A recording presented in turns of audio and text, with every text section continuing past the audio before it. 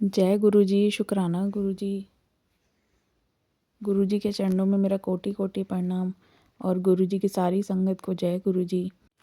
संगत जी, आज का सत्संग हमें एक अंकल ने भेजा है जिन्होंने अपना नाम नहीं बताया है, उसे हम सुनेंगे।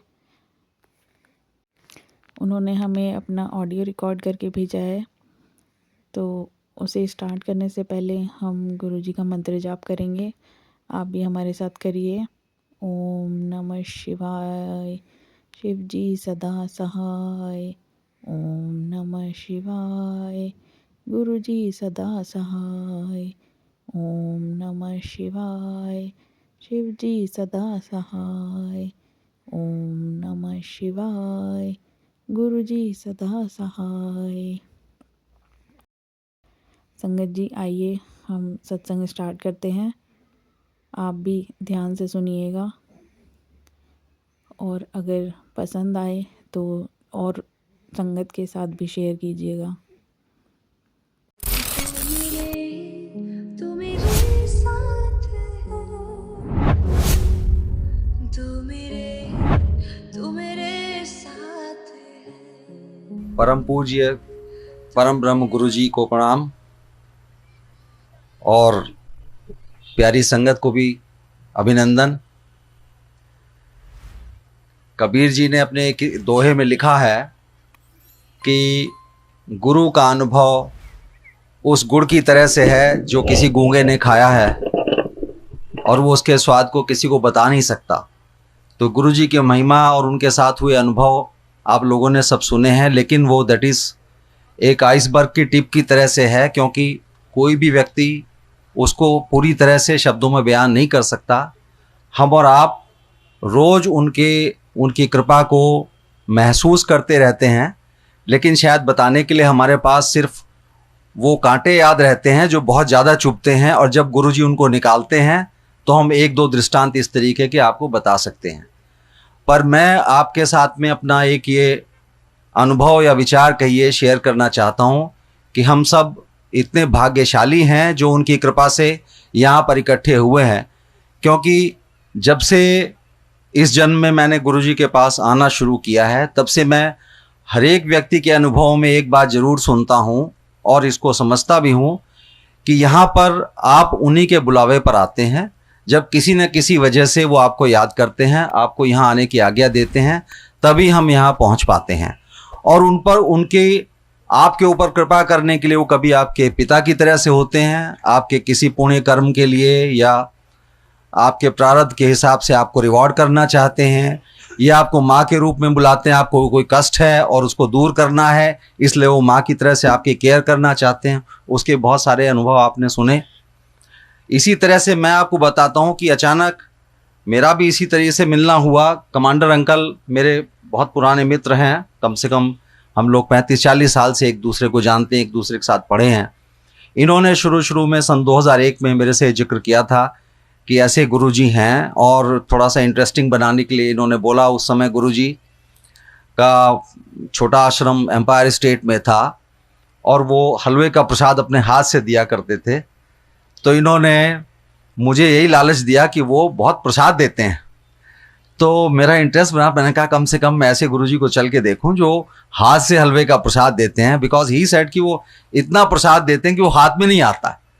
तो मैं थोड़ा सा अचंभित था। मैंने कहा भाई इतना प्रसाद देते हैं जो हाथ में नहीं आता है और सबको खुद देते हैं, आई मस्ट सी।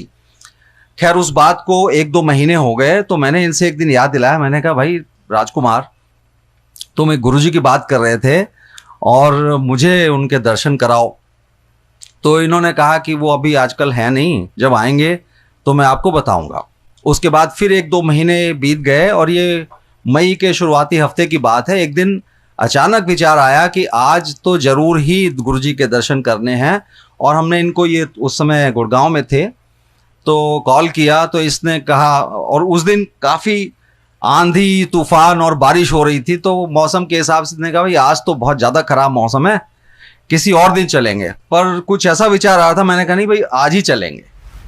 तो फिर इसके बाद खैर इन्होंने कहा चलो ठीक है, आप एम्पायर स्टेट के सामने मिलना। और मैं उस इलाके में कभी भी नहीं गया था, बट देन मैं और मेरी पत्नी दोनों गए एम्पायर स्टेट के गेट पर। हम लोग खड़े हो गए, ये भी आ गए, और उस दिन मैं गुरुजी के दर्शन किए तो जैसा कि आप सबका अनुभव है, दर्शन करते ही आपको सबसे पहले ये लगता है कि आपकी सारी चिंताएं दूर हो गई हैं, जैसे कि आप साक्षात भगवान के पास पहुंच गए। और इसमें कोई शक भी नहीं है क्योंकि गुरुजी साक्षात भगवान है। उसके बाद में मैंने आना शुरू किया और ऐसा नहीं था, हम सब इंसान हैं, हमारी सबकी रोज की समस्याएं होती हैं और कई लोगों की बहुत ज़्यादा समस्याएं भी होती हैं। उस समय मेरी भी कुछ ऐसी मानसिक दशा चल रही थी, काफ़ी ज़्यादा समस्या थी, पर मैंने कभी गुरुजी को उस समस्या के बारे में बोला नहीं। लेकिन उसके बाद आप मेरा विश्वास मानिए, सिर्फ एक ही चीज़ आती थी मेरे दिमाग में कि ये परेशानी मेरे दिमाग को परेशान ना करे। और एक एक दिन में इस तरीके से उस परेशानी का अंत हो रहा था कि मुझे कभी नहीं लगा कि मुझे वो कोई दिक्कत थी। उसके बाद में आते आते मेरा ख्याल 1 या 2 महीने बाद में सडनली एक मुझे माइनर सा स्ट्रोक हुआ, जिसकी वजह से एक बेल्स पैल्सी बीमारी होती है and my mouth was distorted slightly. तो मुझे बड़ी शर्म भी आती थी और ये भी मन करता था कि गुरुजी के यहाँ जाएं, पर लगता था कि संगत में ऐसे बैठेंगे और वहाँ चाय प्रसाद मिलता है, कई बार चाय भी निकल सकती है उसकी वजह से, तो कैसे करें। पर फिर मैं आपको ये बताना चाहता हूँ कि उनका अंतर्यामी होने का क्या आयाम है, तो वो आपकी सोच को उसी तरीके से बदल देते हैं। तो मेरे दिमाग में आया कि मैं इतना संकोच कर रहा हूँ वहाँ जाने से कि संगत को कैसा लगेगा, मुझे कैसा लगेगा, पर अगर ठीक कर सकते हैं तो वही ठीक कर सकते हैं। तो मैं इनके एक मित्र थे डॉक्टर प्रकाश होम्योपैथ, उनके पास भी मिला। एलोपैथिक डॉक्टर्स में भी आई मेट न्यूरोसर्जन्स ऑल्सो, न्यूरोफिजिशियंस, सब ने बताया कि भाई ये ठीक हो जाएगी, ऐसी कोई प्रॉब्लम नहीं है, लेकिन आपको कम से कम 6 से 8 वीक लगेंगे। और ये पहले ही वीक की बात है। तो मैं हिम्मत करके, मुझे अंदर से हुआ कि नहीं मुझे चलना चाहिए, और मैं तैयार था कि ठीक है 6 से 8 वीक लगेंगे, चलो इलाज अपनी जगह चलेगा। पर पहले दिन बिना किसी इलाज के मैं वहां जाकर के बैठा, मुझे चाय प्रसाद आया। अब मुझे नहीं पता कि वहां मेरा चेहरा कैसा लग रहा था, कैसा नहीं लग रहा था, बट नोबडी कमेंटेड। और प्रसाद आया, मैंने प्रसाद आराम से पिया। मुझे थोड़ा सा अंदर से ताज्जुब भी हो रहा था, शीशा में देख नहीं सकता था वहां कि क्या हुआ है क्या नहीं हुआ है, पर प्रसाद आराम से मैंने पिया। और जब घर आके मैंने देखा तो वो दैट होल डिफॉर्मिटी वो पूरी तरह से ठीक हो गई थी। कोई भी मतलब ऐसा मुझे परेशानी हुई नहीं और कोई दवा नहीं लेनी पड़ी, आराम से वो डिफॉर्मिटी उसी दिन एक 2 दिन में खत्म हो गई। इसी तरह से एक बार ऐसा वाकया हुआ कि मेरा ट्रांसफ़र हो गया गुजरात में। गुरुजी को सूचना के तौर पे बताने गया, गुरुजी मेरा ट्रांसफ़र गुजरात हो गया, और मैं बहुत परेशान था क्योंकि उस समय दिल्ली से मेरा कम से कम 8-10 साल से मैं बाहर नहीं गया था। तो आई थोड़ा हेजिटेंट थे कि पता नहीं गुजरात में किस तरह का, गुजराती लोग बोलते हैं, किस तरह का एटमॉस्फेयर होगा, क्या होगा। तो गुरुजी ने कहा ठीक है, चंगा है, जा ऐश कर। तो उसके बाद फिर दूसरा तो कोई क्वेश्चन था नहीं, मुझे फिर जाना ही था। मैं गया और वहाँ मैं 2-2.5 साल रहा, बड़े आराम से, बड़े सम्मान के साथ में। और वहाँ 2 साल का टेन्योर था, तो जब लगभग 2.5 साल हो गए तो मेरे मन में आया कि मुझे गुरुजी से कहना चाहिए कि आप जो है मुझे आप वापस दिल्ली बुला लो, पर हिम्मत नहीं हो रही थी। और मैं इस पशोपेश में था कि गुरुजी, सुनता था सब लोगों के सत्संग में कि गुरुजी से कुछ कहने की जरूरत नहीं, मैं भी जानता था कि भगवान को कुछ कहने की जरूरत नहीं है, लेकिन फिर भी एक मनुष्य होने के नाते दिमाग में रहता था कि चलो कह देते हैं। और ये भी देखता था कई लोग कह भी देते हैं गुरुजी से अपनी इच्छा। तो मैं इसी पशोपेश में एक दिन आया, तो मेरे कुछ कहने से पहले ही मैं सोच रहा था कि हिम्मत करूं या ना करूं। गुरुजी ने कहा, एक आंटी अपना सत्संग सुना रही थी, तो गुरुजी ने कहा इनकी बात सुनो, इतने सुनो। तो उन आंटी का सत्संग मैं पहले भी 3-4 बार सुन चुका था और शायद गुरुजी भी जानते थे इस बात को, लेकिन फिर भी उन्होंने कहा कि इनकी बात सुनो। मैं बैठ गया। सत्संग सुनाने के बाद में उन आंटी ने 3-4 बार ये बात कही, एक तरह से मेरी तरफ को होकर के ही, कि गुरुजी को कुछ कहने की जरूरत नहीं है। तो मुझे जैसे एक सहारा मिल गया। मैं तो पहले ही जरा हेजिटेंट था, मुझे सहारा मिल गया कि भाई तुम्हें कहने की जरूरत नहीं। मैं चुपचाप बैठ गया। उसके नेक्स्ट टाइम जब मैं आया तो हम गुरुजी का प्रणाम करके बैठे, तो मेरी वाइफ मेरे पीछे पीछे थी। तो गुरुजी ने कहा कि कहाँ से आए हो, और तब मुझे आते हुए कम से कम 5-6 साल हो गए थे, तो उनको पता था कि ये कहाँ से आते हैं, पर फिर भी उन्होंने पूछा कहाँ से आते हो। तो मेरी वाइफ ने कहा कि गुरुजी वसंत कुंज से आते हैं, लेकिन ये गुजरात में है। अच्छा फिर क्या हुआ? तो उन्होंने कहा नहीं 2 साल से भी ज़्यादा हो गए। तो उन्होंने कहा फिर तो इत्थे आ जा। और ये 7 जनवरी 2007 की बात है। 16 तारीख को मेरे ट्रांसफ़र ऑर्डर निकल गए।